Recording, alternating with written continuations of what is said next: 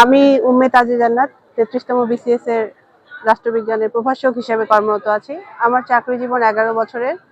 এই ১১ বছরের মধ্যে ৪ বছরে আমি আমার সকল শর্ত পূরণ করেছিলাম, কিন্তু কোনো এক অজানা কারণে এখনো পদোন্নতি পাইনি এবং এই পদোন্নতির দাবিতে বিগত ৫ বছর ধরে ব্যানার ধরে এইভাবে দাঁড়িয়েছি, যার ছবিগুলোও সংগ্রহে আছে। তা আমি জানি না আর কতদিন এভাবে ব্যানার ধরে দাঁড়াতে হবে, কতদিন আমাদেরকে আমাদের অধিকারের জন্য এভাবে বলতে হবে যে আমাকে দিন, এটা আমি পাই।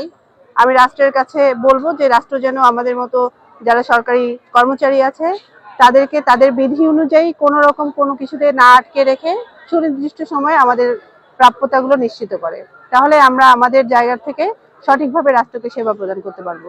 ধন্যবাদ। আসলে আমরা আজকে এখানে দাঁড়াইছি আমাদের ন্যায্য অধিকারের দাবি নিয়ে।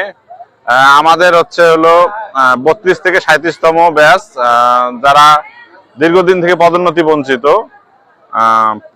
তাদের ৫ বছর আমরা পদোন্নতির যোগ্য হয়ে গেছি, কিন্তু অনেকেরই ১৩ বছর চলতেছে, কারো ১২ বছর চলতেছে, কারো ১০ বছর চলতেছে। আমরা সবাই পদোন্নতি বঞ্চিত। আমরা চাই যে এই পদোন্নতির জিও গভর্নমেন্ট অর্ডার দ্রুত জারি করা হোক এবং আমরা সকল বৈষম্যের অবসান করা হোক।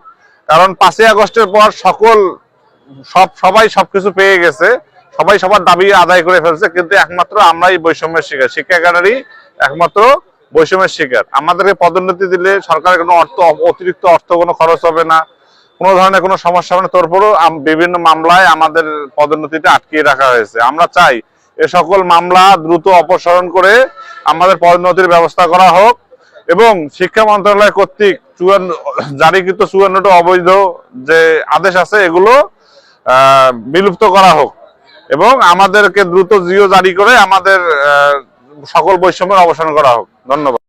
আমাদের শিক্ষা ক্যাডারের প্রভাষক বৃন্দ দীর্ঘদিন ধরে বৈষম্যের শিকার, বৈষম্যের জাতাকলে তারা পিষ্ট হয়ে গেছেন, একদম সহ্যের সীমানায় ছাড়িয়ে গেছে ব্যাপারটি এবং এটি অত্যন্ত অনৈতিক, অবৈধ।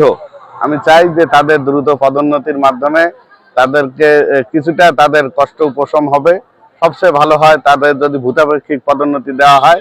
আমি এই দাবির সঙ্গে একাত্মতা প্রকাশ করছি একজন সহকারী অধ্যাপক হিসেবে। প্রজাতন্ত্রের কর্মচারী হিসেবে বাংলাদেশের প্রচলিত আইন অনুযায়ী আমরা যে প্রাপ্য, আমরা আইনানুগ প্রাপ্য চাচ্ছি। আমরা এর বেশি কিছু না, আমরা কোনো দয়া দাক্ষিণ্য চাচ্ছি না। এটা সার্ভিসে আজকে প্রায় ১ যুগের কাছাকাছি কর্মরত থাকা অবস্থায় প্রমোশন না পেলে আমাদের জায়গা থেকে কর্মের স্পৃহা আসার কোনো সুযোগ থাকে না। আমরা খুবই নিজে থেকে বিব্রত বোধ করি যেভাবে রাস্তায় দাঁড়িয়ে প্রমোশন আমাদের চাইতে হবে করুণার মতো করে আর কি। এটি সবচেয়ে লজ্জাজনক বিষয়। আমরা চাই পদোন্নতিযোগ্য সকল কর্মকর্তার, শিক্ষাগারের সকল কর্মকর্তা দ্রুত পদোন্নতির ব্যবস্থা গ্রহণ করে রাষ্ট্র আমাদেরকে ক্লাসমুখী করার সর্বোচ্চ ব্যবস্থা গ্রহণ করুক।